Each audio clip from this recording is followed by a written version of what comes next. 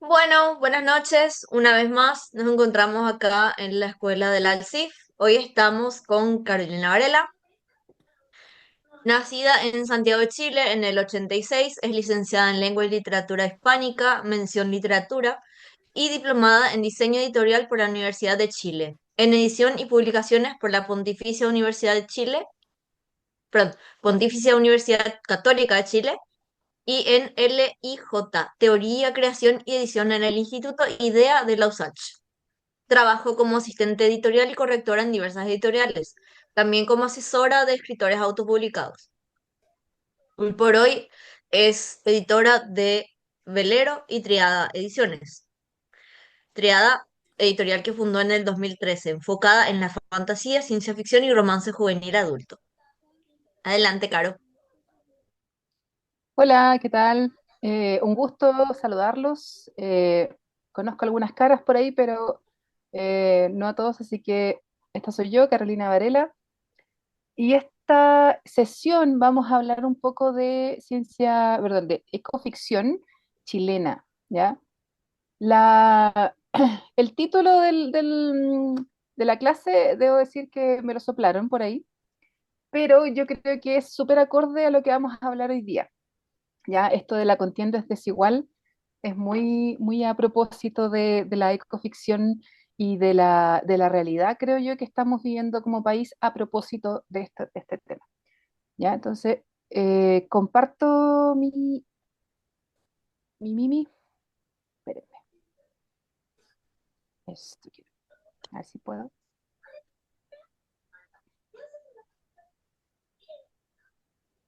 Espérenme un cachito que tengo que permitirle a Zoom que me deje compartir.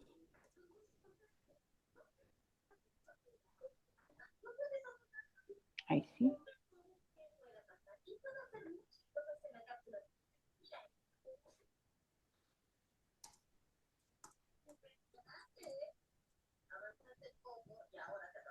Ya, me dan un minuto porque tengo que cerrar, salir de la reunión y volver a entrar para poder compartirle. Lo siento. Vengo al tiro.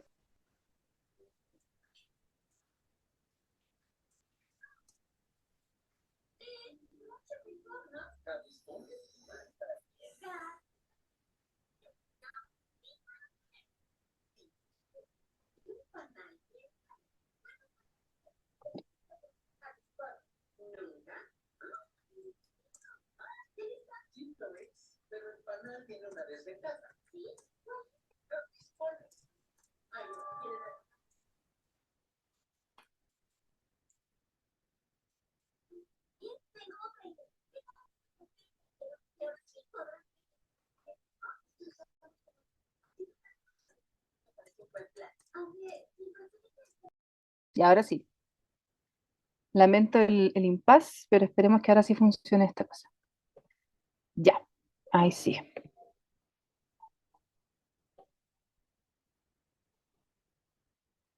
¿Ve mi pantalla? Sí, Súper. ¿Qué vamos a hacer primero? Vamos a mostrar ¿cómo se llama esta cosa? Presentación. Vamos a ver los distintos tipos de ficción que se han desarrollado a propósito de la ecoficción aquí en Chile. Y no sé si será bueno que les plantee de una lo que vamos a hacer al final del ejercicio de escritura, como para que se vayan preparando o vayan preparando la idea antes de que nos quedemos sin tiempo. el espacio es tuyo, Caro. Ya. Entonces, lo que vamos a hacer al final, cuando ya terminemos de hablar de esto, es escribir un pequeño relato a propósito no tanto de la problemática, sino que de una solución tecnológica, distópica, lo que ustedes prefieran, a propósito de los problemas ecológicos que presenta sobre todo Chile o en general. ¿Ya? Eso es lo que queremos ver. Entonces, primero vamos a abordar las problemáticas que se presentan en la ficción y luego ya vamos a ver qué solución por lo menos en el texto podríamos darle. ¿Ya? Entonces, tenemos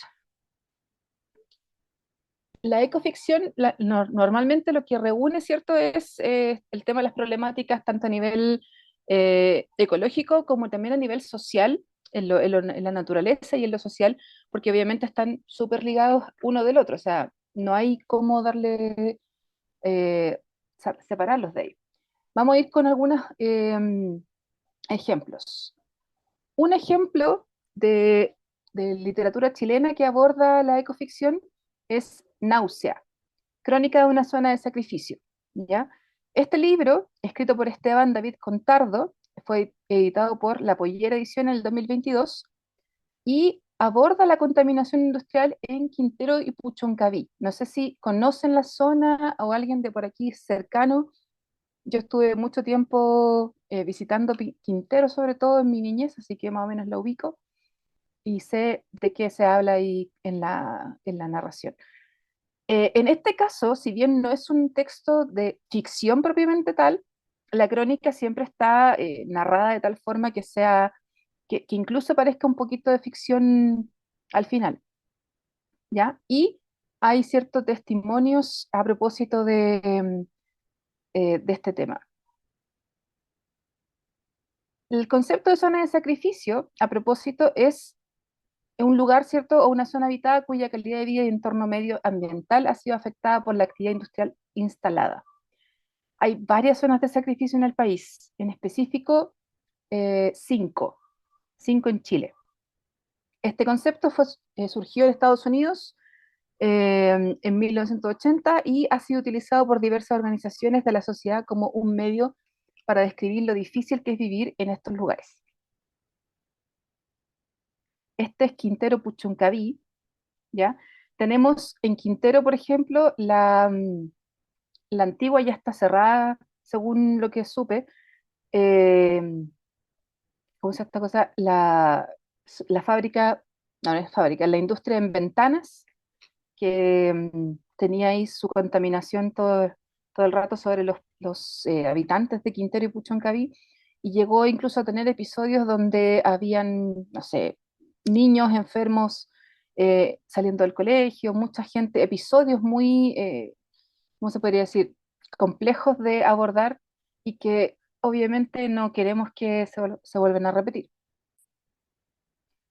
Coronel, una zona muy similar en el sur de Chile, está muy cercano al puerto, esto es el mar prácticamente también, y ahí está la industria pesquera, que alguna vez también trabajó a propósito del carbón en la zona y todo eso.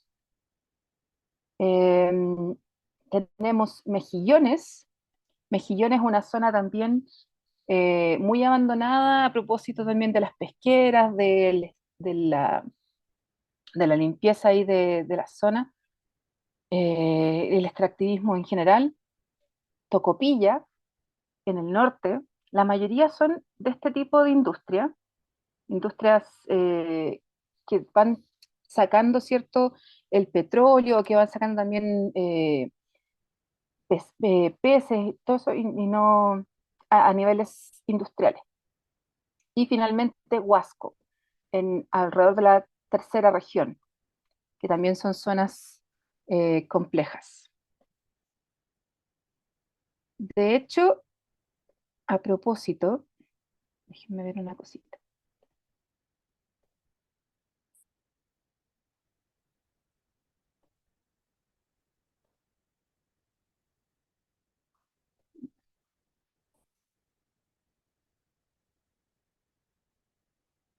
En el caso, por ejemplo, de Quintero, son los relaves mineros. Perdón,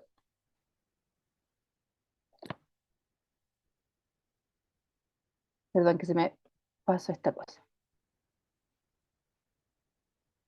Y, o por ejemplo, Coronel. No sé si ubican Coronel, que es una zona en el sur de Chile, eh, y que, claro, la gente ya es difícil para ellos, por ejemplo, convivir con estas industrias, estas centrales termoeléctricas, como por ejemplo Bocamina, que no permiten la vida realmente como cómoda en la región. Luego tenemos, por ejemplo, Huasco, todo este tema de la industria minera por allá también se ha extendido en la región y no permite la correcta habitabilidad. En Huasco hay perdón, que me Sí, interrumpa, en Huasco hay una termoeléctrica sí, y tienen, el problema principal que tienen es que yo soy de la cuarta región. O sea, en verdad Huasco es el límite de la cuarta con la tercera.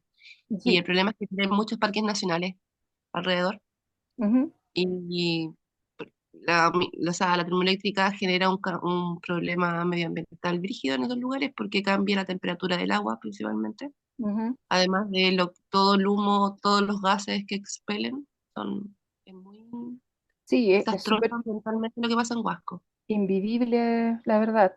De Chile en Tanto, general. sí, todos estos sectores tipo zona de sacrificio son bastante... La gente termina como acostumbrándose por decirlo de alguna forma, pero no es obviamente lo mejor como para vivir tranquilo. Y esto es casi siempre desde los 70 en adelante. Ahí es cuando las zonas se empezaron a industrializar mucho más y la cosa se puso complicada. Luego tenemos Islas de Calor, otro de los títulos que podemos encontrar a propósito de la ecoficción. Su autora es Malu Furche, también de la Pollera Ediciones del 2022, y habla un poco de la crisis climática a propósito de las olas de calor, los incendios y la escasez hídrica. ¿Ya? Esta es un tema que finalmente abarca no solamente a Chile, sino que a todo el mundo en general. ¿Ya? Pero sobre todo aquí en Chile lo vemos a través de los incendios forestales. ¿Ya? Hay relatos de vida afectada, ¿cierto?, por un entorno cada vez más hostil, pero esto es relatos ficcionados, ¿ya? Y la narración es cinematográfica, atmosférica y perturbadora. Tiene ciertas vetas como ¿cómo se llama esta cosa? Temas un poquito más, se me olvida la palabra, pero em, hay como ciertas cosas de horror ahí, ¿ya? A propósito de estas islas.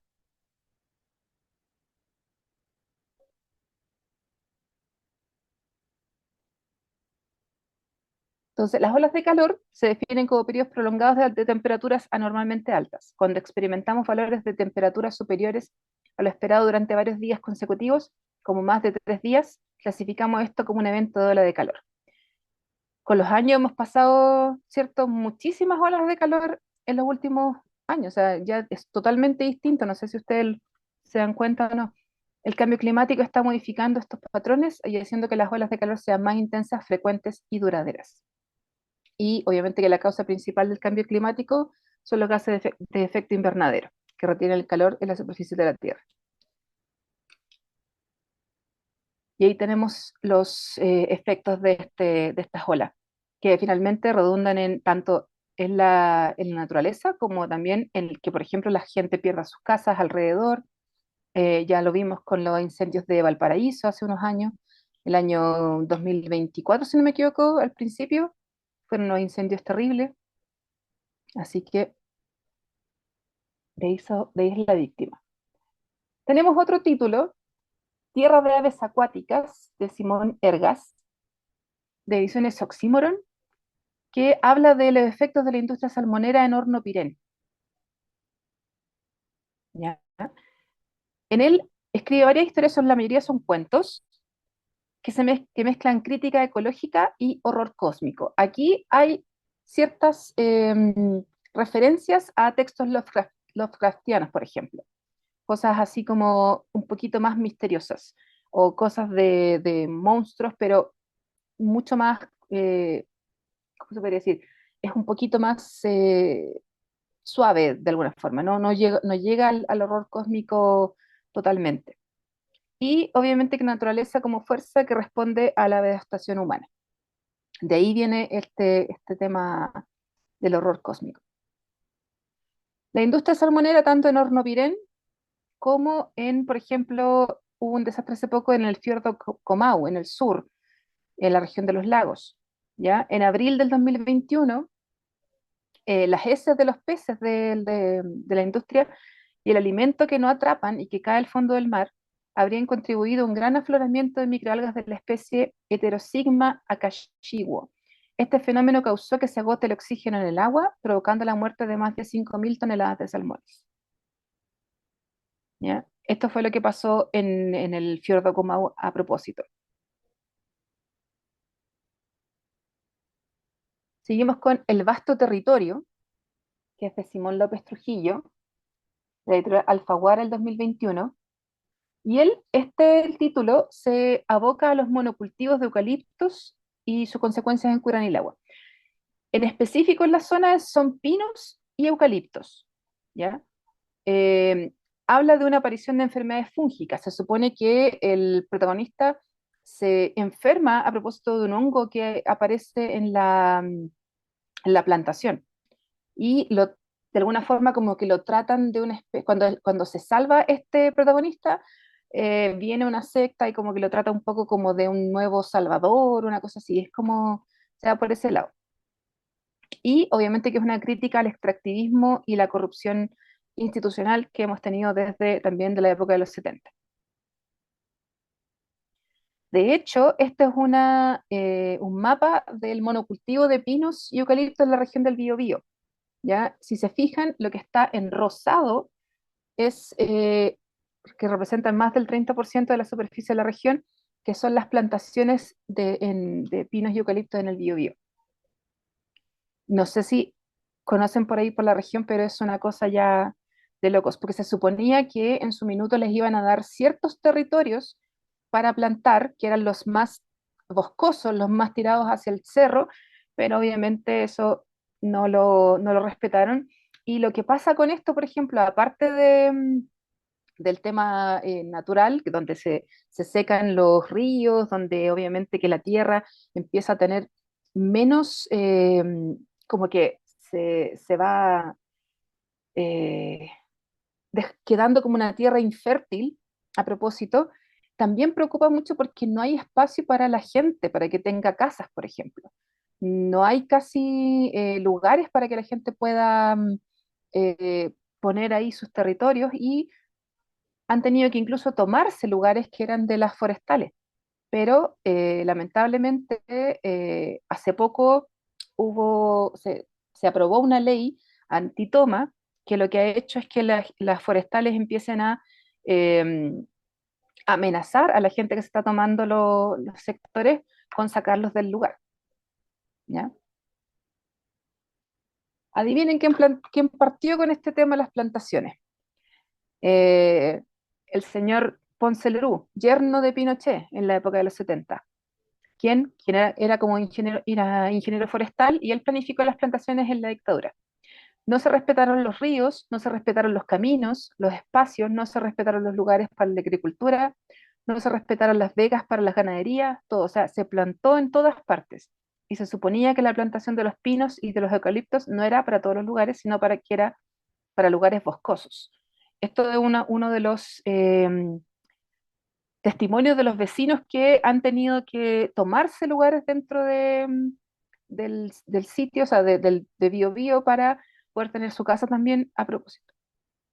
Y el quinto es Verde como la Tierra, que es del autor Pedro Pablo Chondo Moya, de Ediciones Oxímoron, en el 2022. Esta es poesía.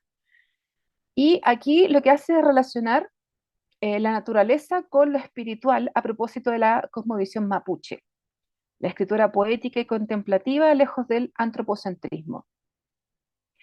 Esto a propósito también de los lugares en el sur, como las termoeléctricas, que están dentro de lugares considerados dentro del Gualmapu, ¿cierto? Lugares, por ejemplo, donde tenían tierras ancestrales los mapuches, los pehuenches también. De hecho, esto que se ve ahora es prácticamente un lugar que se inundó a propósito de las termoeléctricas y que destruyó incluso cementerios mapuches, dejando todo obviamente destrozado. Ralco es una de las más emblemáticas del Alto Biobío. Se supone que Alto Biobío es una comuna a propósito relativamente nueva, eh, y que se fundó como para, de alguna forma, frenar también este tema de la central hidroeléctrica en Ralco, como para darle un poquito más de ayuda estatal y todo eso, porque fue bastante lo que se destruyó.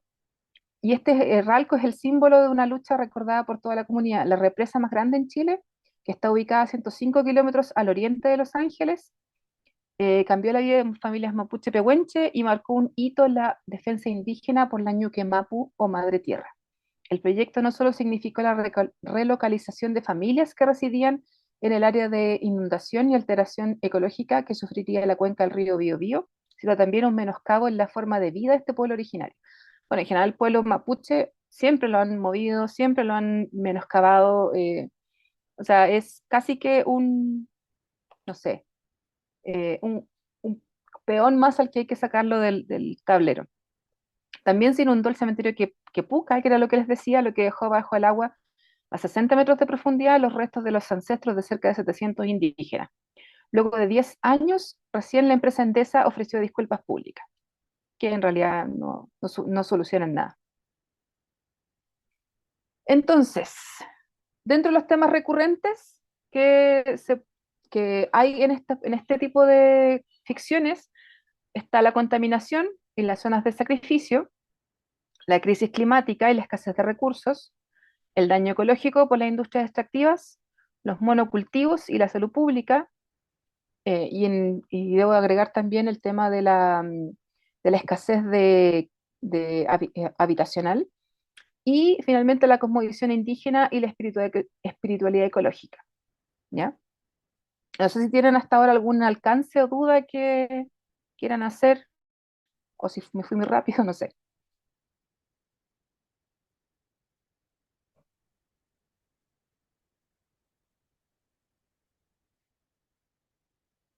Quedaron claros los temas, ¿cierto?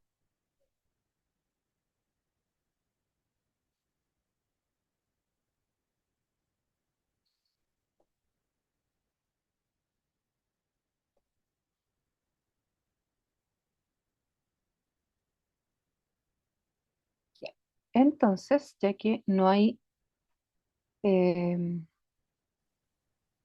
Claro, allí Ricardo dice súper claros en el chat. ya, es que no lo veía. Sí, Espérame un poquito. No, ¿dónde estoy? Ah, ya sé por qué no me veo. Ahora sí. Ya. A propósito, yo les mandé, ¿cierto? Unos cuentos. No sé si los pudieron leer. Son cortitos. Eran Sí, parte de las antologías imaginarias Secretos de la Abuela para Ser Libres. Se publicó el 2022 a través de Triada. Y este que es casi inédito, que es La máquina de viento de Donald MacLeod, que va a salir ahora en Poliedro 8, de hecho, ¿ya? Así que le estoy haciendo un pequeño adelanto. Ambos me parece que fueron bastante claros a propósito de la ecoficción y que creo que podemos analizar en esto. No sé si eso se alcanza a ver. No,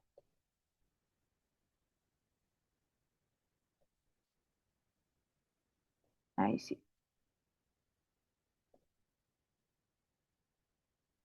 Quiero que me cuenten un poco qué les parecieron primero los cuentos y qué creen ustedes que hay como para destacar, antes de que nos lancemos a comparar y a hablar de los cuentos. hola, Hola. hola. Ya. A mí me gustaron ambos cuentos. En el caso de La búsqueda, que es de Javiera Fuentes, me gustó cómo nos va mostrando el mundo. ¿Mm? eh, y también me gustó por la ubicación espacial. O sea, me gusta por cómo nos muestra el mundo porque no nos explica tanto, solo como que nos lanza la historia y nos dice, este es el mundo, sin Ujú. explicar por qué llegaron específicamente ahí, más de que el sol quema mucho. Y también porque nos habla de un punto específico en Chile. Entonces te permite ver un hecho como catastrófico visto desde el punto de vista de un chileno, como que tuvo que trabajar mucho para poder estar donde está, que hay gente que está mucho peor. Eh, Si bien Me no gusta nombra Chile directamente, tenemos la selva valdiviana y todo a la eso selva valdiviana. Sí, pues bastante presente. yo me imaginé como que era una ciudad del sur, en verdad. Ujú, Y también me gusta como, no sé si haya sido una referencia a eso, no lo sé, pero me ujú. gusta la escena del chincol, ¿Ya? que aparece al principio y al final. Me hizo mucho pensar en Jurassic Park, que hay ¿Ya? una escena que el científico Ian Malcolm, que es el matemático, dice que la naturaleza siempre se abre camino. Así es. Entonces como que dice, oh, no se pueden reproducir la naturaleza siempre, porque los dinosaurios de Jurassic Park tampoco se podían reproducir y se reproducían. Entonces dije, oh, quizás hay una guinda que nos dejó la escritora. Es en relación al cuento de la Javiera y en relación al cuento del Doni. Yo Ujú. conozco personalmente al Doni, yo me leo casi todos los cuentos del Doni, siempre estoy, por eso preguntaba cómo salía Poliedro, porque quiero ese libro. Muy bien. Porque leo casi todo lo que escribe, soy un poco su fans, y me gusta el hecho de que él siempre escribe sobre Punta Arenas. Ujú. Y además, yo estoy en un taller que es permanente con Donald.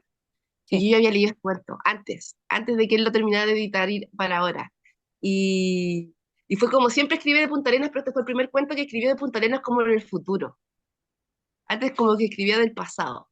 así es. Y me encanta eso es lo que me gusta del cuento, que nos muestra una situación que es muy esperable en el corto tiempo, yo creo que en 20 años, en que el agua suba a 3 grados. Uno pensaría 3 grados, bueno, no importa nada, importa todo. Hace un cambio climático gigantesco a nivel Así global es. el hecho de que el agua suba, aunque siquiera 1 grado. Entonces, te lo muestra, pero con algo tan como puntual como qué es lo que va a pasar en Punta Arenas, que se va a volver un paraíso tropical, donde hay una fiesta del verano donde están todos semidesnudos, tocando, me encanta. Me encanta porque te lo muestra, además te lo muestra desde el punto de vista de un personaje tan particular, que está hastiado de la calor, entonces como que te lo muestra casi que en primera persona, esa Así es. situación. Y, y me gusta como la dualidad de los dos libros, de los dos lugares, o sea, los Ujú. dos cuentos, porque uno te muestra, los dos te están mostrando lo mismo, calor, Claro. hace mucho calor, soluciones que vamos a hacer sobre ese mismo factor, pero uno te lo muestra como alguien que sale de esa burbuja, como para ver el mundo real, y desde el otro punto de vista es como alguien que está, no solo está no está en el medio de la burbuja, está en el centro de la burbuja, porque es un hotel que está en la mitad del carnaval. Entonces, como me gustan esas dos dualidades Visiones, sobre la sí. misma realidad. Súper. No sé si alguien más tiene alguna observación a propósito, si lo que le leyeron les hizo sentido con lo que hemos hablado hasta ahora, con las problemáticas, que si bien estas problemáticas son actuales, lo que vamos a hacer finalmente en la ecoficción es proyectarlas obviamente mucho más allá. Y claro, lo que estamos viendo en los cuentos son lo que podría venir en quizás, claro, como tú dices, 20 años, 30 años, no sé. Marisol, Hola, ¿cómo están? Eh, hola. a mí me gustaron mucho los dos cuentos, sobre todo porque ambos tienen distintas perspectivas. Eh, mm, el de Javiera es de una emotividad y de un tema tan grande como es el individualismo versus el cuidado de los mayores y esa brecha que se hace Ujú. entre la vida perfectamente organizada y esta situación en que la madre escapa en busca de ese pasado que estaba anclado en la casa familiar y vuelven los recuerdos y hablan a través de un Alzheimer, habla otro ancestro. Lo encontré la propuesta muy bonita también desde un punto de vista como el clima o el cambio de vida con respecto a situaciones externas a nuestra voluntad pueden hacer un cambio de sociedad y entender las cosas de otra manera. Y el final lo encontré muy hermoso. O sea, yo me quedé con la idea de que ella regresaba y volvía con la mamá. O sea, Ujú, quedó en esa disyuntiva. O sea, aun cuando no había conocido el pasado, ujú. él muestra que la vida tan estructurada que estaba llevando y con tanto recelo de lo exterior como un peligro, logra hacer que dejarla aún y volver a algo que ni siquiera lo tenía claro como existir. Pero hay varios eh, cuentos o libros de ciencia ficción que tratan esa dualidad.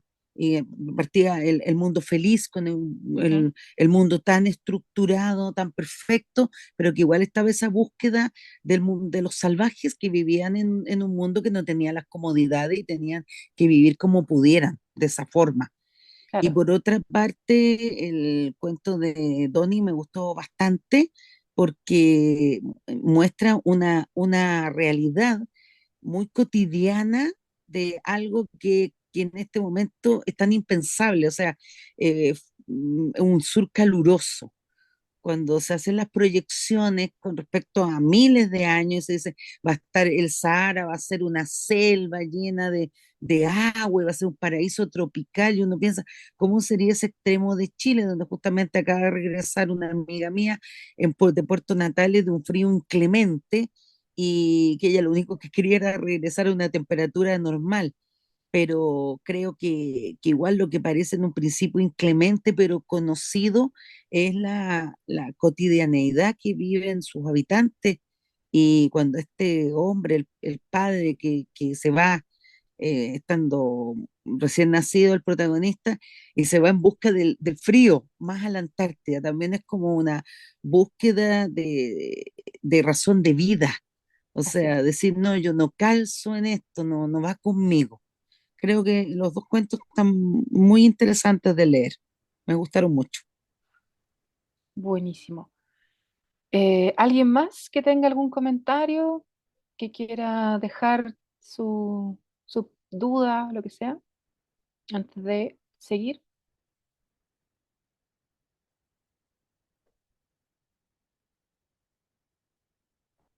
Daniela. Hola, ¿me escuchó? Sí. Ah, hola, sí que estaba probando los audífonos. Bueno, más que todo, hoy día estaba leyendo los textos. En el Ujú. caso del de Donald, me llamó mucho la atención el tema de todo lo que describe, porque es lo que yo siento. Yo vivo en Arica y es lo que siento acá en Arica en el verano.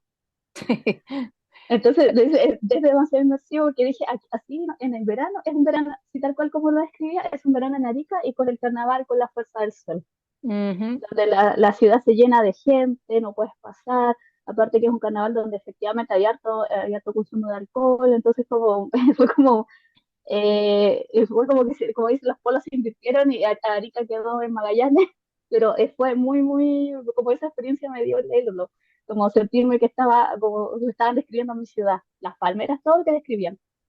Y en el caso de el otro cuento, el de la selva valdiviana, también me gustó como me recordó también un mundo feliz Ujú. del tema de volver al origen, de con tanta tecnologización, hoy no puedo decir la palabra, pero Tecnologización. claro, el mundo se vuelve como igual monótono, o sea, la protagonista estaba con todo este tema de, claro, hay que luchar, todo lo que luché, es como todo lo que tuve que sacrificar para llegar hasta acá, pero en el fondo no estoy feliz.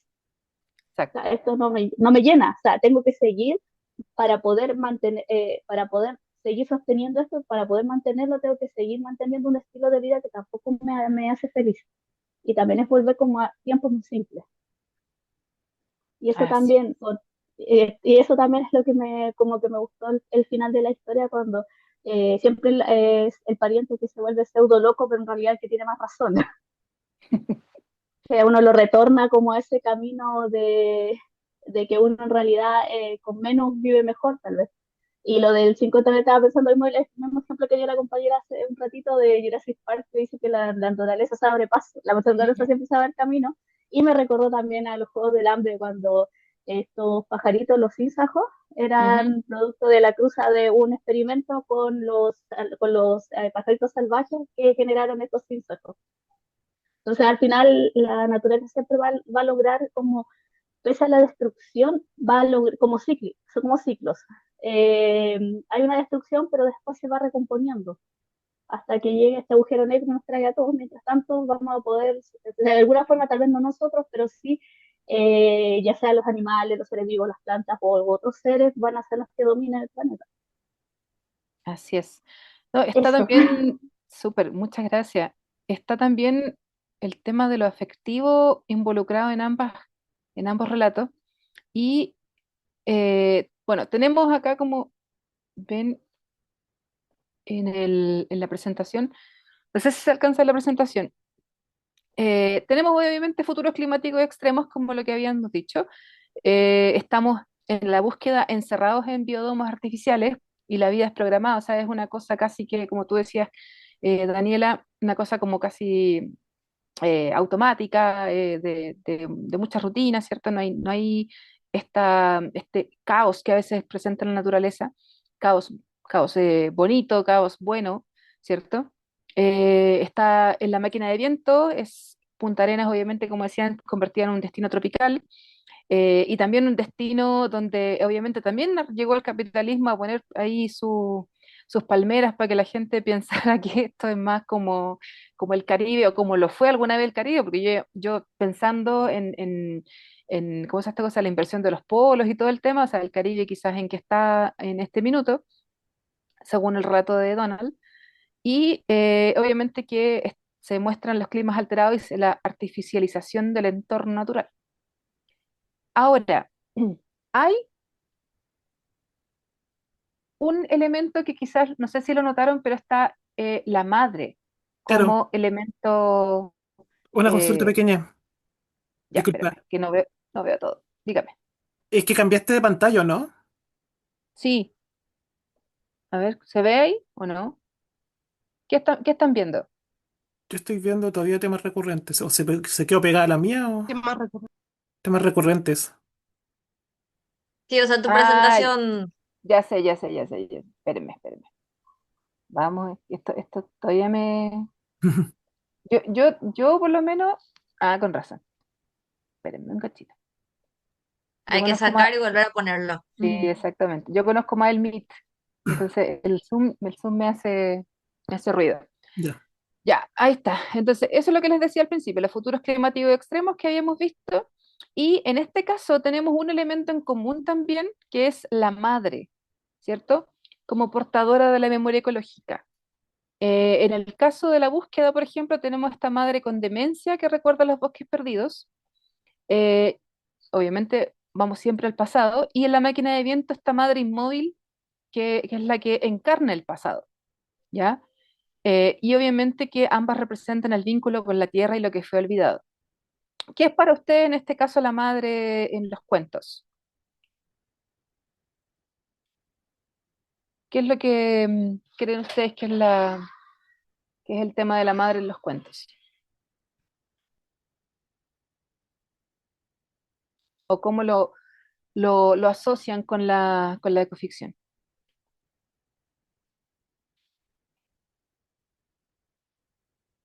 Andrés.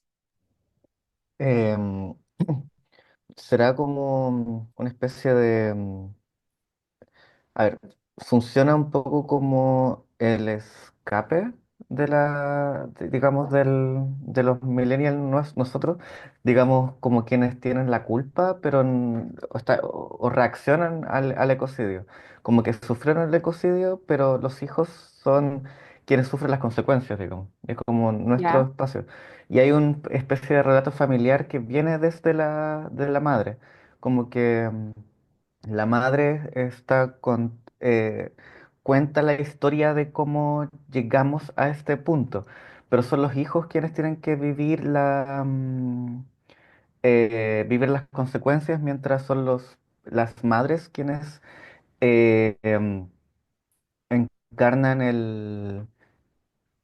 no sé cómo decirlo, no sé si, o sea, sí, por ejemplo, se puede decir encarna el pasado, pero más que encarnar el pasado, ¿Mm? em, encarnan los problemas del pasado. Porque mientras ¿Ya? una madre se vuelve loca, la otra está lisiada, digamos, no se mueve, está como, no Aislada solamente también. está aislada, también tiene problemas de salud mental, digamos. Ujú. No, el hijo no lo dice de forma explícita, pero uno igual puede asumir que tiene un problema de no querer relacionarse con la sociedad. Entonces, hay un tema de que viven el ecocidio les dejó eh, El trauma, quizá. trauma, eso, gracias, no me podía. El Muy ecocidio bien. les dejó un trauma y no podían, no pueden, o digamos, tienen que vivir con aquello, y son los hijos los que viven las consecuencias sociales del asunto. Ujú. Súper. Sí, estoy totalmente de acuerdo contigo en ese sentido. O sea, hay un tema de que quizás nosotros podríamos ser estas madres que estamos no haciendo nada en este minuto, que es difícil también en este caso hacer algo, creo yo, a nivel eh, mundial, sobre todo de personas X. Pero sí, somos los que al final vamos a estar como diciendo, bueno, la cosa no era tan mala antes.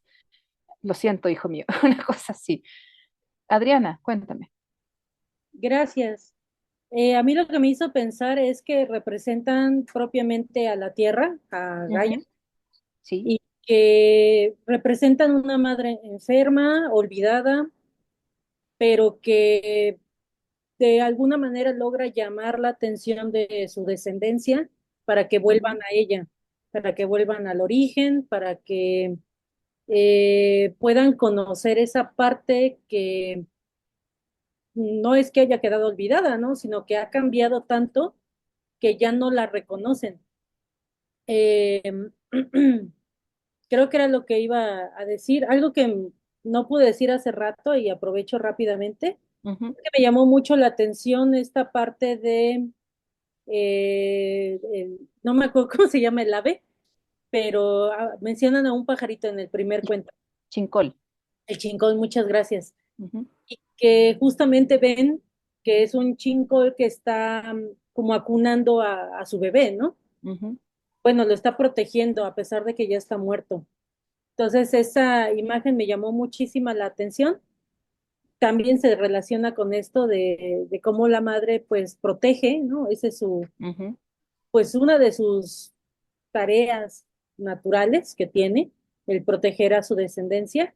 Y cómo fuera del domo pues se encuentra justamente al chincol y dice, pues cómo es posible que pueda vivir acá afuera, ¿no? Ujú. A lo mejor deberíamos de preguntarnos cómo es posible que podamos vivir adentro de un domo, ¿no? Teniendo tanto espacio, tanta, pues, posibilidad, ¿no? Afuera. Pero sí, era lo que yo quería comentar y gracias.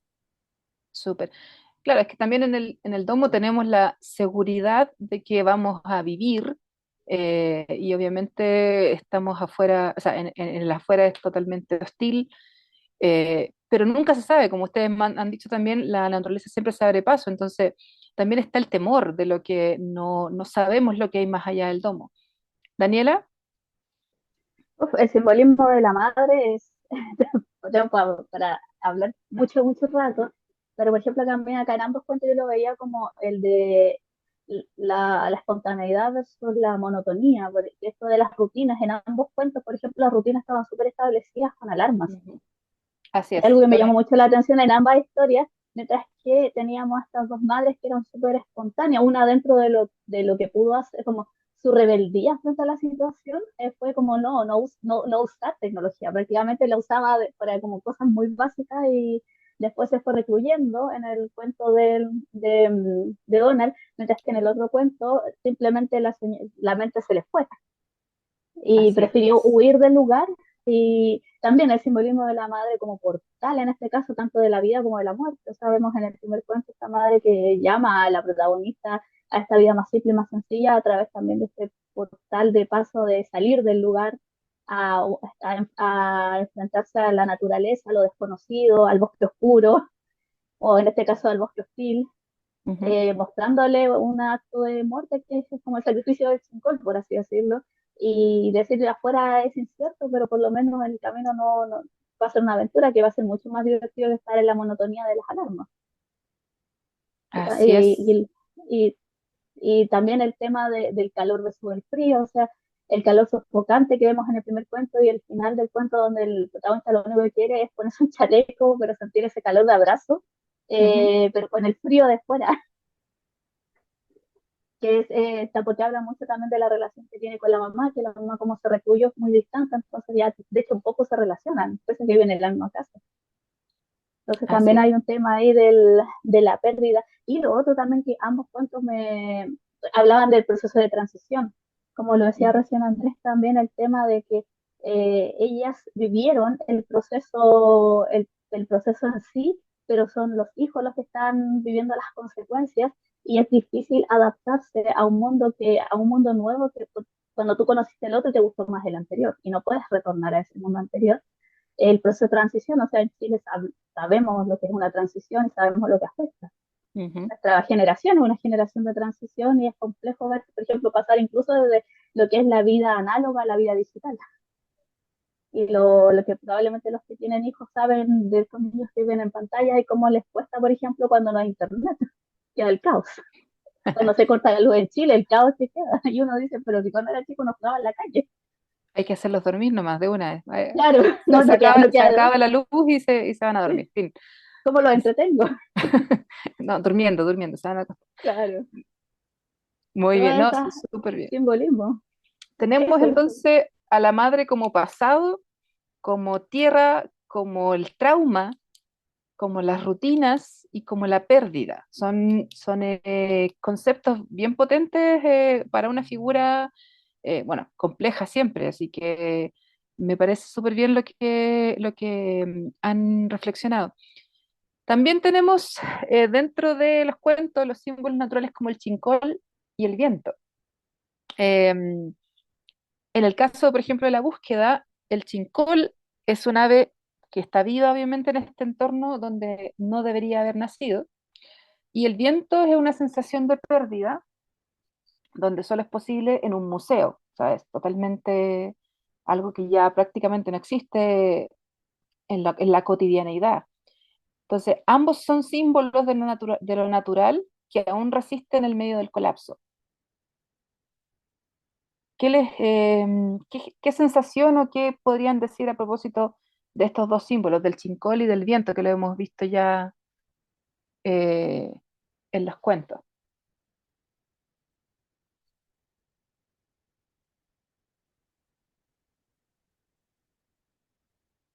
Marisol. Yo veo ambos.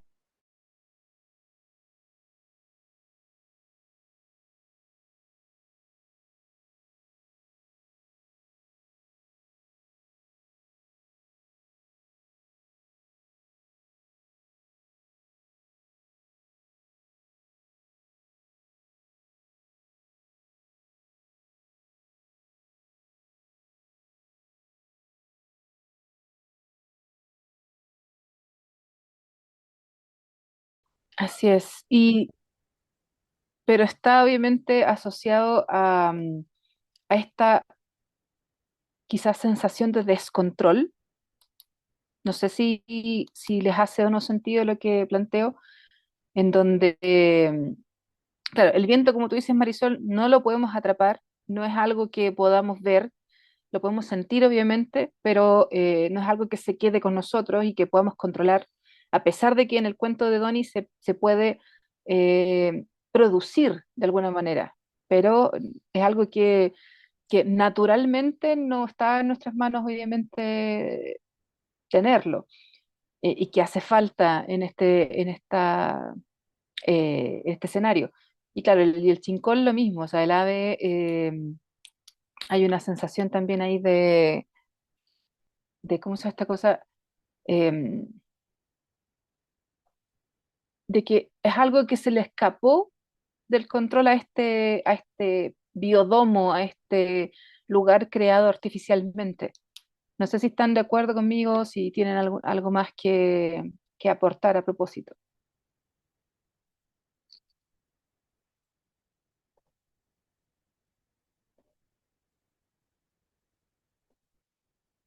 O si están en desacuerdo también, no hay problema.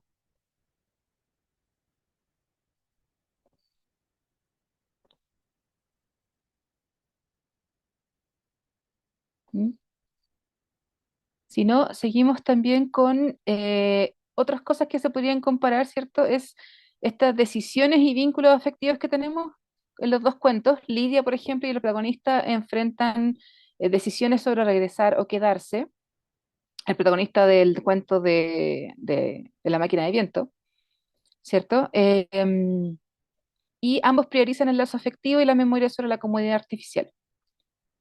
Y la conexión emocional es una forma de resistencia ecológica, creo yo. Eso es lo que más se rescata en ambos cuentos.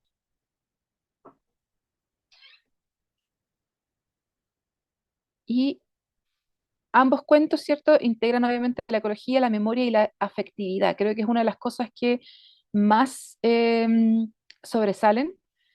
Ambos narran el duelo. Hay un duelo siempre en este tipo de cosas cuando existen como cambios muy drásticos de escenario ecológico, o sea, de la naturaleza que ha muerto antes, obviamente hay un duelo, y el deseo de la reconexión.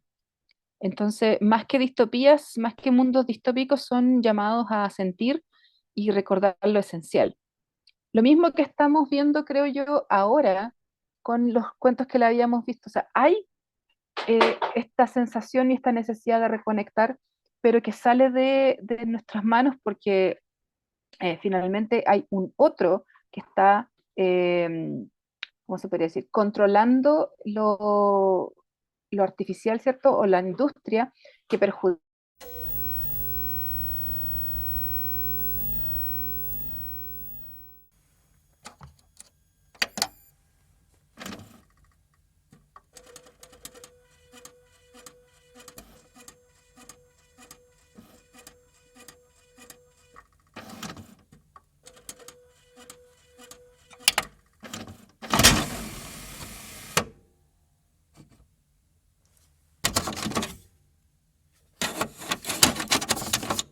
De 7 a 9. Perdón, es que yo tengo otro, yo O sea, tengo otra hora. aquí son las 8:30. Tenemos hasta las 9, ¿cierto? Claro, tenemos una hora más. Ya. Yo tengo una hora más que No, o ustedes, sea, entonces, hay una entonces, confusión. Están hablando de una hora más y están agregando media hora. Nosotros partimos a las 19:30 y son 120 minutos hasta las 21:30. claro, Son Ah, 2 horas. yo estoy agregando más porque yo tengo una hora más que ustedes. Pero Entonces, siempre van para a ser mí, los mismos minutos. sí, sí, sí, Donde siempre son 2 estés. horas. Sí, Sí, siempre son 2 horas. sí. Entonces va a quedar en una media hora. Siempre va a ser a las 9:30, en otra parte van a ser las 6:30, en otra parte van a ser las 11:30, pero siempre va a ser media. Sí, Los 30 minutos no se pierden. no, ya, entonces tenemos hasta las 9:30, pero obviamente que demos esta media horita para escribir y me ya parece bien. en la segunda parte, obviamente, ya de las 9 hasta las 9:30, leemos tranquilamente. Así ¿Sabes que no mismo. me quedó fácil? O sea, no me quedó clara la instrucción, el gatillo de la escritura De nuevo, la ¿Cuál es la, temática? No me quedó cuál es clara. la consigna, La Caro? consigna, sí. a ver, la consigna es una solución a los problemas ecoambientales que hemos visto ahora y que se proyectan hacia adelante. eh, en qué podría, o sea, en qué cambiaría el mundo si agregan alguna solución tecnológica, futurista, lo que quieran, como quieran, pero que esto pare de alguna forma, más que seguir agregando el problema de ¿cómo se llama esta cosa? Las, Las causas. no las causas, las consecuencias. Eso. Mm. No sé si se entiende. Claro, te sugiero como un acuerdo, no sé si querés poner la otra presentación en pantalla, solamente esa Ujú. diapositiva de las problemáticas, justamente. Ya, dale. Un segundo.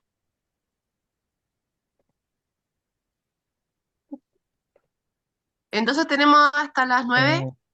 Y Edgar, una consulta, ¿la solución es para uno de los problemas en específico o es para... cualquiera.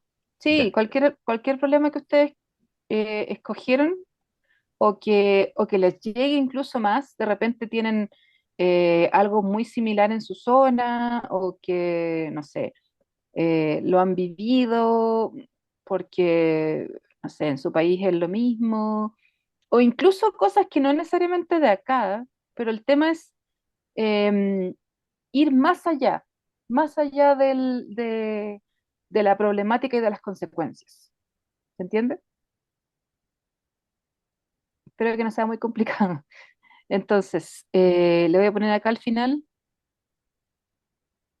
esta, que eran las temáticas recurrentes, por si no las recuerdan y las quieren aplicar. ¿Ya? Eso. Ponemos, Bueno, ponemos todos en mute.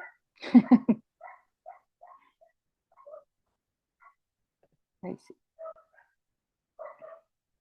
Hasta las 9 entonces, ¿cierto? Sí, para que tengan tiempo.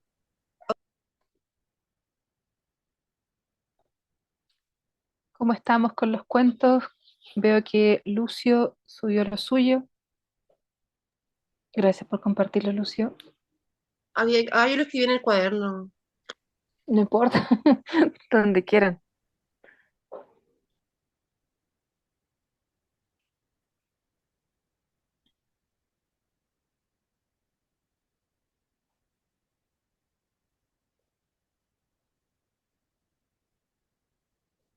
¿5 minutos más para que podamos leer alguno?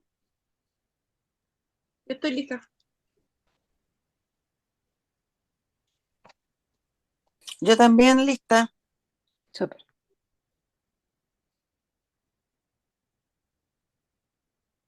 hola, también estoy listo. Ya, genial. Eh, entonces, vamos con los cuentos. No sé si Luz se puede leer o solo leo yo. ¿Cómo lo hacemos? Ya que lo no, subí acá. que cada uno lea el suyo. Ya, súper. Entonces, quién quiere partir?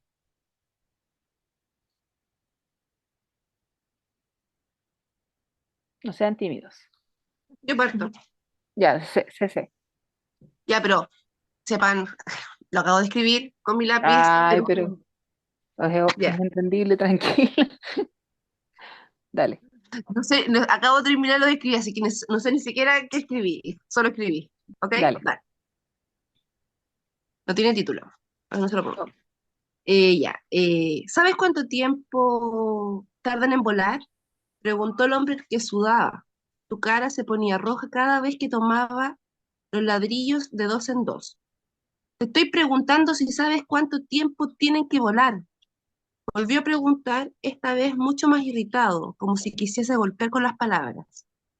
No sé cuánto tiempo tardan en volar, murmuró el otro hombre cuya cabeza era lo único que salía desde un hoyo en el piso que poco a poco se llenaba de ladrillos y cemento, formando un cajón sellado en torno a su cuerpo.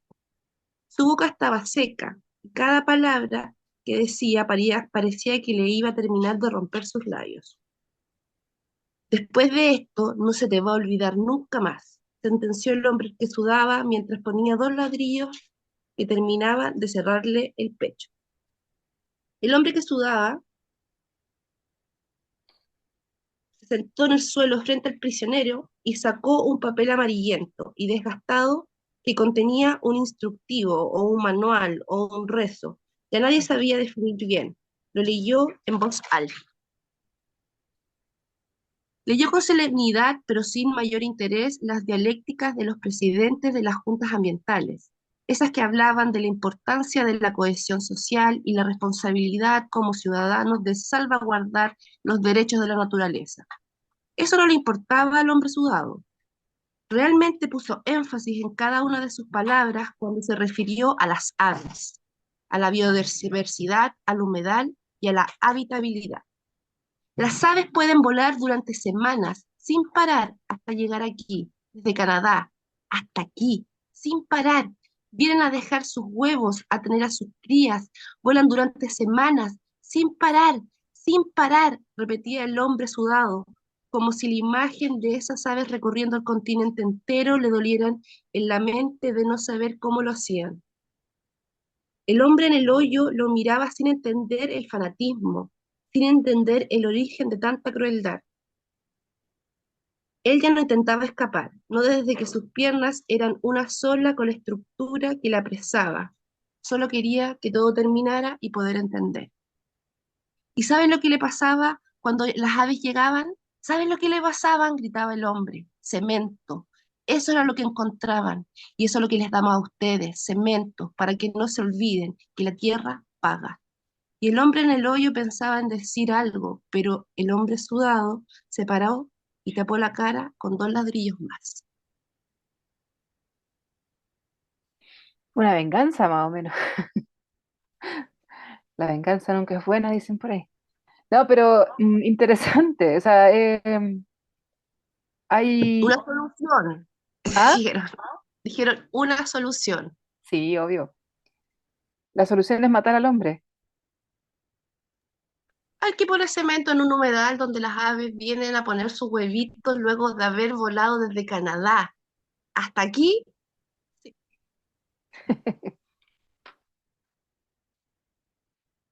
o Sí, al pues. lado de una persona que hicieron un edificio gigantesco al lado en un humedal. Ujú. Terrorífico. Horroroso. Y no, o lo seguimos vendiendo como conjunto habitacional. Em, Me parece medio, ¿cómo se podría decir? Casi tragicómico, pero muy entretenido la solución. Eh, no sé si tienen algún comentario o algo.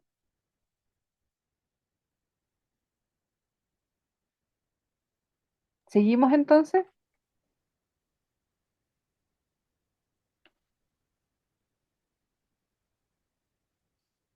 ¿Quién quiere seguir? Víctor. Hola, ¿cómo están todos? Buenas noches o días. Aquí todavía es de día en México. ¿Sí se escucha bien? Sí, totalmente. Ok, les voy a leer este relato me pasa en todos los ejercicios que ponen algo y estoy como 10 minutos pensando qué hace y al final es como que lo escribo a las carreras, pero aquí está, a ver qué les parece. Dale. Bueno, parece que la concentración es mucho mayor, dijo el doctor Alfredo mientras caminábamos por la cuenca del río Santiago en Jalisco. Su voz sonaba un poco distorsionada por las membranas de su traje protector, mismo que yo portaba. Una película plástica amarilla con una carátula transparente. Nos comunicábamos por un intercomunicador. Las aguas son más claras y la espuma densa desapareció, dijo con no disimulada alegría. Al fondo nuestro se alzaban casas abandonadas, cerros desolados y un sol con luz intensa. Las aguas fluían a través del cauce hasta desembocar en la gran cascada tan temida durante las décadas pasadas. Me sorprendía estar aquí y admito que en muchas ocasiones pensé en irme, pero me quedé para ver los resultados. El exterior lucía tan extraño, sin las capas de smog como una nata, sobre el cielo ocultando el horizonte. Por el contrario, los cerros, aunque cercenados, se les podía notar a la distancia unos puntos verdes de los árboles recién plantados. ¿En cuánto tiempo cree que se puede respirar? Le pregunté al doctor, mientras sostenía el detector de oxígeno. No hay mucho, en realidad, más pronto de lo que usted cree. Aunque primero hay que verificar que las bacterias no sobrepasen el umbral. De momento no se han desviado de la trayectoria evolutiva, me respondió él, acercándose a uno de los bordes del puente para contemplar mejor al cuerpo de agua. Lo sé, doctor, pero lo que más me preocupa son los virus. ¿La inserción de los genes es estable? Ya ve todos esos casos en donde la ingeniería genética colapsa o resulta en una intolerancia. ¿Ve eso de allá? Señalé con mi mano hacia una garza blanca posada en una piedra en medio del río. Y si las bacterias entran en el ave e interactúan con las que hay en la microbiota intestinal y todo resulta en un intercambio genético, plásmidos, resistencia a antibióticos y de nuevo caemos en uno de los tantos fracasos. Ah, le aseguro que ya previmos todo eso, me responde el doctor. ¿Cuánto tiempo lleva usted en la supervisión? A lo que veo es de muy reciente admisión. Este lugar lleva más de una década con ese tratamiento. Es el único que ha sobrevivido a todas las variables de los demás experimentos. Ya nadie se acerca por lo que ocurrió en el pasado. La espuma llena de materiales pesados, óxidos, ácidos corrosivos y ante la subida de la temperatura, cuando se evaporaba, dispersaba esos compuestos, la gente y los animales lo respiraban y aparecían esos tumores y enfermedades en el hígado, en los riñones, que terminaron por espantarlos a todos. Eso lo sé muy bien, doctor. Yo recuerdo todavía cuando se cerró el paso a toda persona a este pueblo. Se convirtió en un área restringida como un Chernobyl ambiental de México. Sí, eso fue curiosamente lo que permitió que se revite mejor. Cuando hay mucha gente, bueno, no sé cómo decirlo con palabras amables. Cuando hay mucha gente estorbando, es muy difícil curar una zona afectada. Pero mire, ya han vuelto las plantas en el borde del río y las garzas y otras criaturas. Miré abajo y me sorprendí al ver un grupo de 5 pequeños peces nadando en espiral para luego irse con la corriente. En otra roca, más lejos, distinguí a un pequeño cangrejo negro de agua dulce caminando con lentitud hasta sumergirse de nuevo. Entonces hablábamos de las bacterias y virus, interrumpió el doctor aclarando en su convencional correctismo. Virus que infectan a las bacterias, les insertan genes para hacerlas voraces contra todos esos metales y después otros grupos de virus, los megavirales, más grandes, infectan a las algas que van creciendo en el fondo del río. En el laboratorio estuvimos en incansables ensayos y errores, con un experimento de más de 20 años para bombardear los genes de las enzimas responsables de producir el oxígeno en las plantas. Bueno, pues manipulamos esa enzima para aumentar hasta 20 veces la producción de oxígeno, 20 veces. Y bueno, ya podrá notar esa diferencia a cómo era antes este lugar. De ser distinto el caso, estaríamos presenciando lo mismo, el mismo cementerio acuático de hace décadas. Ojalá pronto podamos aplicarlo a Chapala y a Guadalajara, explicó el científico extasiado. Me acerqué a él y le dije, imagino que eso explica por qué han muerto los peces. Hay una alta concentración de oxígeno y las bacterias han entrado en sus cuerpos, eliminando los residuos de metales y grafenos en su tejido.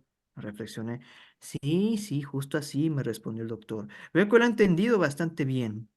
Entonces, ¿qué estamos esperando? Cuestioné. Todo lleva su tiempo. Ya le dije, me explicó. 5 años a lo mucho y este pueblo será rehabilitado por completo. Es el mayor experimento en México. Y una vez haya pasado todas las pruebas y hayamos demostrado que este lugar es respirable y no se sale de lo esperado, uno podrá volver a bañarse en ríos, se abrirá de nuevo al público y llenaremos esta tecnología al resto del país. Entonces, el doctor hizo algo insólito. Se quitó su carátula y el resto del traje, también su ropa de trabajo, hasta quedar en ropa interior. ¿Pero qué está haciendo, doctor? ¿Está usted loco? Le dije algo sorprendido. No ve no ve cómo está aquí. Ya no ha habido incidentes hace más de 3 años. 3 años sin animales con tumores, sin bacterias resistentes, sin concentraciones 10 veces superiores al umbral tóxico. Venga, venga conmigo a bañarse. El agua se ve muy bien, ¿no cree? Entonces el doctor se internó en las aguas y su rostro mostró una expresión de confort que hace mucho tiempo no contemplaba en un ser humano. Mi corazón palpitó, miré a los lados como sintiéndome vigilado, presenciando algo prohibido. Vamos, vamos, no sea tímido. Es que jamás me he bañado en un río, pues siempre hay un buen comienzo. Será su bautismo de regreso al mundo. El doctor seguía bañándose y rompiendo el protocolo. También me quité el traje y por primera vez en casi 60 años pude sentir el agua fría de un río rozar mi piel hasta rodearme por completo. Y es todo por mi parte. Muchas gracias. Excelente, me encantó. Estaba metidísima, yo quería más. Todo así. Sí, sí, sí. No, me gustó muchísimo, sobre todo esa sensación de nueva realidad, por decirlo de alguna forma. Esto de experimentar otra vez lo que alguna vez lo experimentamos, pero que obviamente va a quedar vetado quizás si seguimos así para algunas generaciones. Así que no, excelente. Marisol, ¿tiene alguna duda o quiere seguir? También lo mío tiene que ver con un traje, entonces quería seguir la secuencia. Eh, Dale. me estaba muy metida en el relato del compañero. Aparte que hacía las voces y era entretenido esa parte. Sí, sí, está muy entretenido. Me gustó, me gustó. Vamos, Entonces hay como, se dan de repente como ciertas sincronías que hay que aprovechar. dale. ¿Solución? ¿De qué solución me hablan? Tener que andar cada maldito día con el maldito traje que protege del sol, la lluvia, el viento, en fin, de lo que sea. Los niños se adaptaron bien rápido y ya después nadie recordaba lo que era andar a piel desnuda por la vida. Pero debo reconocer que gracias a este traje he podido durar 124 años, 5 meses y 6 días. Aún me faltan 11 años, 2 meses y un día para terminar de pagarlo. Creo que justo coincide con la fecha de mi muerte programada, donde, según la antigua promesa, seré un buen abono para la tierra que empieza a florecer.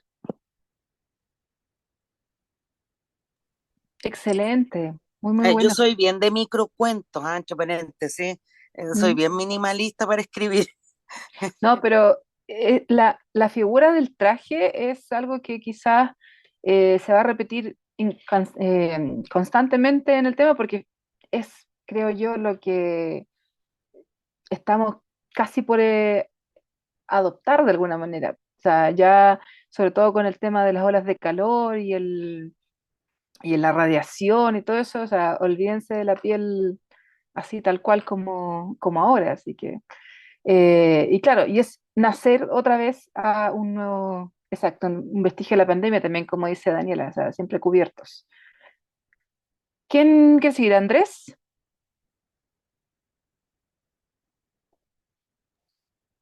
El mío es un poco distinto, se parece un poco al de SC. Y me dio un poco de risa cuando tú dijiste en delante, la venganza nunca es buena, matar al mal envenena. Sí, Ya. Le puse heavy metal. ya. Toda buena solución es sencilla, dijo el capitán Huenequeo mientras almorzábamos en el casino de oficiales. Según él, en la historia, los tibios siempre se dieron 1000 vueltas antes de tomar decisiones trascendentales, mientras me apuntaba con el tenedor chorreando salsa de tomate de los tallarines a medio comer. Al final, lo que tiene que preguntarse González es si está dispuesto o no a hacer lo necesario, lo que la patria le está pidiendo. La patria, pensé, recordando los bosques del Biobío, complejos y verdes como mis tallarines al pesto, llenos de diferentes especies, donde tenemos espacio para todas las actividades de la vida. Los mapuches hacen lo suyo, los chilenos hacen sus negocios, todos convivimos. Por lo que me han contado, no siempre fue así. Llegó aquí con Ponce Lerú, continuó el capitán. Una bala en la nuca, su cráneo explotando y ¡paf! Fin del conflicto. Revolví los tallarines con el tenedor para hacer un rollo gigante de fideos. Entre medio apareció una carne boloñesa perdida, una contaminación de un plato extranjero. Yo sabía que no había sido una sola bala. El capitán había liderado la revolución, un alzamiento que cambió el país para siempre. Saqué la carne al lado, un gesto que no pasó desapercibido. ¡Exactamente! Gritó Buenequeo. Si el conflicto ecológico es responsabilidad de unos sujetos específicos, uno debe removerlos del plato, no importa lo heavy metal que sea el medio. El mar se está recuperando, el clima se está volviendo a la normalidad. Hace 100 años que el aire no era tan limpio. Puedo medir cuántos grados ha bajado la temperatura global con cada millonario muerto. Y no quiero ver dudas en su expresión, González. Mañana tenemos una enorme tarea. Hay una bala esperando a Elon Musk. Eso, vamos. Equipo, todo el equipo, no estoy sola en esto, vamos. Terrorismo unido. No, sabemos que también estos temas son de doble filo, o sea, tú matas a alguien así tan conocido y se vuelven héroes. Eso es lo único malo, para algunos. Pero bueno, no sé si seguimos con Lucio y con acá que Ricardo, que pusieron tus textos acá en los, comentarios. Lucio, ¿quieres leerlo? Ya, sí, logramos ser más que una copia feliz del Edén, casi el Edén mismo. Con tecnología propia y vanguardista pudimos recar el desierto, recuperar valles degradados, descontaminar las ciudades, frenar la extinción de especies amenazadas y gestionar eficientemente la energía. Ya satisfecho con convertir a Chile en un escenario paradisiaco y sin más desafíos en nuestro territorio, esa exuberancia tecnológica la volcamos fuera Y fuimos en la ayuda de un país que históricamente había sufrido demasiado, perdiendo por problemas ambientales el 80% de su población. Pero no nos bastó con mejorar radicalmente la vida de sus habitantes, creando ahí espléndidos ecosistemas. Nos gustó tanto como quedó Haití luego de nuestra maestra intervención que decidimos anexarlo con el beneplácito de sus agradecidos pobladores. Ahora tenemos 17 regiones. La nueva parte de nuestro expandido territorio se llama Caribe chileno.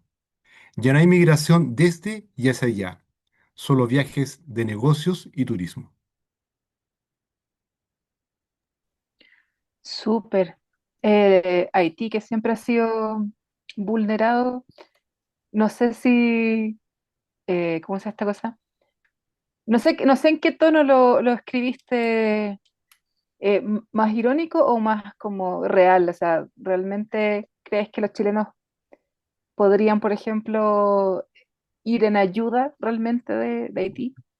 Sí, porque cuando a alguien le va bien, cuando alguien es feliz, tiende a ser más generoso en términos generales, o le ¿Mm? duele menos ser generoso. Sí, también. Yo Eso. también lo pensaba a propósito de que en su minuto Chile fue en ayuda de Haití, pero ya sabemos cómo termina la historia. Sí. Pero súper bien. Así que esperemos que... me encantaría que ese final sea feliz para todos. Muchas gracias, Lucio. Y seguimos con Ricardo. Ya. ¿Se escucha? Estoy Sí, con audífonos, no sé. Ah, ya. sí, totalmente. Y voy. Sexta región, Chile, año 2181. Tras la gran sequía del país, la zona roja de Cachapoal había sido declarada irrecuperable. El suelo estaba muerto por los años de monocultivo intensivo de paltas, el aire contaminado por las quemas del último intento de regeneración extractiva y los antiguos pueblos de antiguas familias habían sido desplazados por empresas transnacionales. Pero no todos se habían ido. Un pequeño consejo formado por los últimos y resistentes descendientes de las antiguas familias de la provincia, más un sabio mapuche al que solo conocían como Antu, habían permanecido oculto en una quebrada desconocida cerca de Mostazal, cuidando las últimas semillas nativas y los restos del río Rapel, ahora subterráneo. En ese lugar mezclaban tecnología regenerativa ancestral, biosensores de humedad, drones polinizadores, pantallas solares líquidas, con un principio espiritual antiguo: la tierra no se posee, se honra. Mientras el resto de la región caía bajo el dominio de una inteligencia artificial diseñada por un consorcio extractivo que dirigía cosechas transgénicas desde el cielo, el Consejo Clandestino activó su proyecto secreto y mucho tiempo planeado hasta el más mínimo detalle. De nodos conectados entre sí por filamentos nanobóticos, capaces de purificar la tierra y que además aprendían. Una noche el sistema detectó algo extraordinario. Brotó un boldo donde no debería crecer nada. No fue sembrado, simplemente nació. Es el pulso, dijo Antu. La tierra habla, solo necesitaba que la escucharan. Los árboles comenzaron a brotar espontáneamente. Las abejas, antes programadas y robóticas, dejaron de responder a la inteligencia artificial del consorcio y comenzaron a seguir a las flores silvestres. La lluvia, después de años, regresó como un susurro. La industria no entendió cómo, no supo detenerlo, porque la vida no sigue instrucciones. Mostazal, Chile, año 2252. Desde el cerro Cheyay, una niña que jugaba entre los sensores y los líquenes levantó la vista al cielo y dijo en voz baja una frase que había oído de su abuela: cuando los hombres olvidan, la tierra recuerda. Y el viento sopló, con olor a boldo y tierra mojada. Eso es. Súper bien, súper bien. También el tema de volver a la tierra y de sentirla o de honrarla, como tú dices, me parece súper necesario en este tipo de relatos, porque nos recuerda, como tú dices, que la tierra sigue ahí, y eso hay que tenerlo siempre en cuenta. ¿Quién más quiere seguir?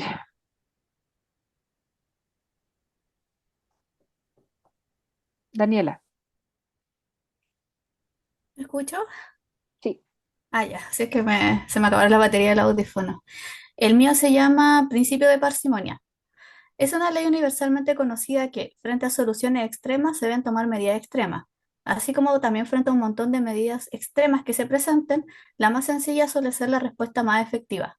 Aquello era lo que tribulaba en su mente Cory Guarachi, luego de la reunión sostenida con sus jefes y compañeros científicos. Ella, como ingeniera botánica, formaba parte de una comisión especial solicitada a cada país por la ONU a fin de poder aportar soluciones al inminente calentamiento global. O al menos esa era la idea. Aunque para Cory, dichas reuniones parecían más la junta de un club social, donde los científicos y mandamases se juntaban a conversar sobre su vida, sus logros, cuántos papers había logrado publicar desde la reunión anterior. Tenían hasta una tabla de apuestas y un ranking para ello. Pero de soluciones, aparte de seguir sugiriendo duchas más cortas a las personas y solicitando con amabilidad a las compañías que por favor dejaran de producir con energías fósiles o de cambiar a modelos más sustentables, hasta ahora no había soluciones. Solo excusas para juntas pagadas por los gobiernos que, para a su vez, reportar a la ciudadanía que se estaba haciendo algo, cuando en realidad, según pensaba Cory, es que estábamos condenados, al menos los humanos y algunas especies animales. Las plantas siempre encuentran la forma de sobrevivir y adaptarse. Seguía ensimismada mientras ponía agua a hervir en la tetera eléctrica, cuando fue interrumpida por su abuela, una octogenaria, que pese a su edad y a la diabetes, se veía bastante bien. Ella le llama la atención, ya que como buena representante de su edad y cultura, detestaba la tetera eléctrica y siempre hervía el agua para la infusión en una tetera común, al fuego de la cocina, como debe ser. Entre la conversación entre ambas, Cory le comentó sus preocupaciones respecto a no encontrar sentido al gigantesco gasto de dinero que se hacía en dichas comisiones, donde no se llegaba a nada. Su abuela la escuchaba con atención mientras sorbía una infusión de hierbas que a Cory le llamó la atención por el olor que desprendía.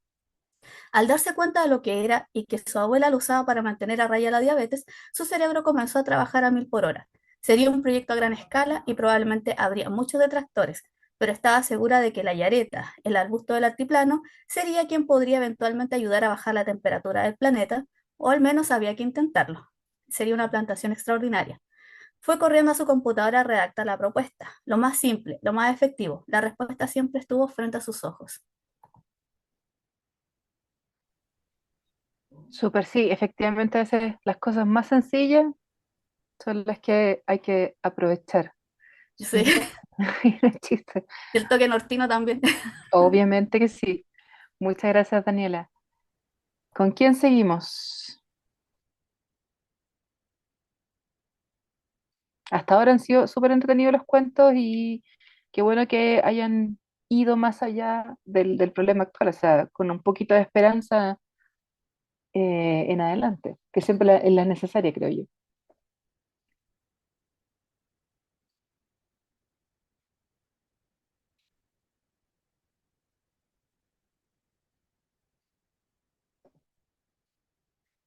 ¿Nadie más? ¿Lo dejamos hasta acá?